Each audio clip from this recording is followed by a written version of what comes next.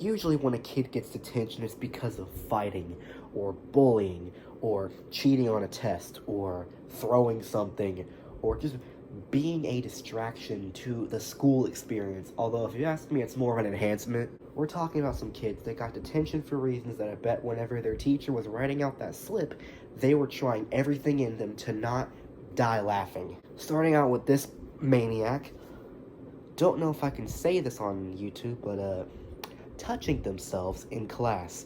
When confronted, he removed his shirt and said, "Come at me, bro." Already starting out with a menace to society. Anyone who has enough confidence to do that at school, people have low confidence, but I really hope that we don't expect people to be this confident. Because this is the scary level of confidence. This is that Kanye level of confidence. And then when he's confronted about it, he removes his shirt and says, "Come at me, bro," which I just want to make sure. Did we pretty much retire "Come at me, bro" in like 2016? Because I don't want to go outside anymore if people are still saying "Come at me, bro" in 2024. Next kid threw a lamp at another student and told him to lighten up. This is the type of person that we all need, at least one of. Someone who is a very good motivational speaker, but not a very good public speaker. Yeah, they'll be dropping truth bombs on you 24/7, 365, stuff that makes you see the universe in a whole nother light. But when they try to explain that, whatever that truth bomb is to you, they do something stupid like throw a lamp at someone. Forget waking up on the wrong side of the bed.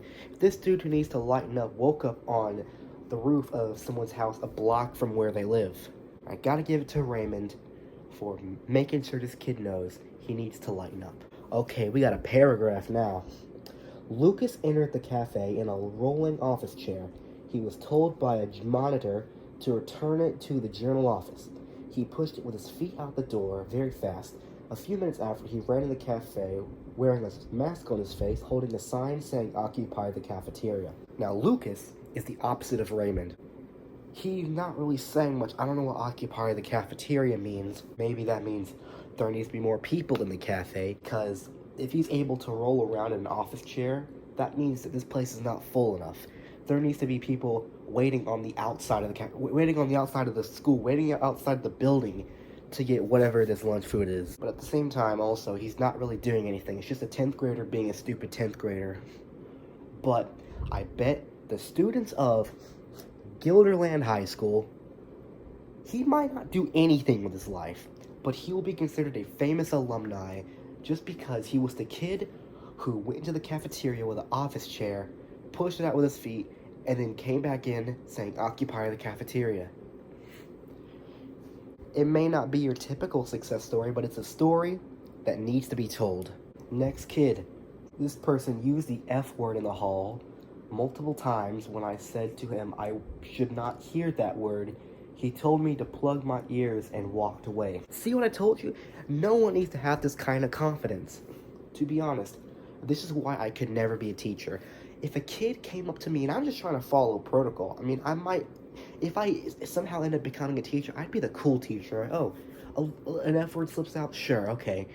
But if a kid tells me to just plug my ears, if I'm like in the, if there's people, if there's like administrators around me, and I need to be as professional as possible, and so I call him out on it, and then he tells me to plug my ears, I will lose my job like that. So, I give it to whoever this person is for not snapping like that. Next kid.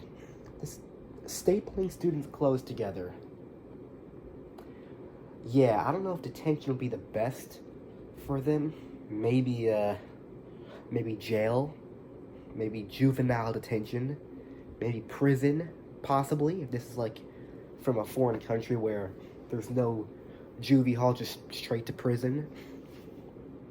Stapling students' clothes together. There's not even, like, there's the ketchup packets in the toilet, and then that's a normal kind of thing people like to do at school, but not this. Not stapling clothes together. This kid is crazy. And finally, we got Joe here. Joe's behavior in class was inappropriate and unacceptable. He started with excessive chair squeaking and ended with farting in a student's face.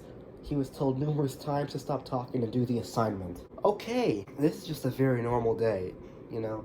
You walk into class, expect someone's chair squeaking, and expect someone farting in someone's face. This was February 11th, I'm guessing that's 2004. So 2004 is very different. 20 years ago, you can get detention for squeaking your chair and farting, and people want to live in the past, huh?